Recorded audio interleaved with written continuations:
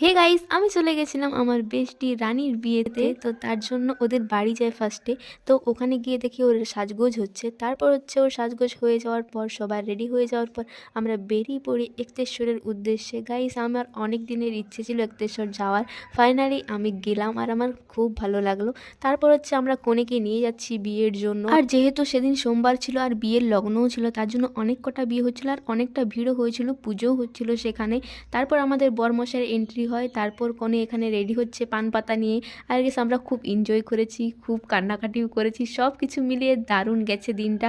তারপর এখানে মন্দিরে প্রণাম করার পর সবাই চলে যায়। তারপর হচ্ছে আমরা কি কি খেয়েছি সব কিছুই তোমরা দেখতে পাবে। এখানে পুচকুটাও দিদিকে খাইয়ে দিচ্ছে পেয়ারা মাখা। তারপর হচ্ছে আমরা ওখানে একটু বসেছিলাম, অনেক ভিডিও করেছি। গাইস, সব কিছু দেখার জন্য তোমরা চ্যানেলটা সাবস্ক্রাইব করো, পাশে থাকো, সাথে থাকো আর ভিডিও দেখতে থাকো। আর গাইস, খুব তাড়াতাড়ি লং ভিডিও আসছে, তো তোমরা সাথে থাকো আর ব্লগ দেখতে থাকো।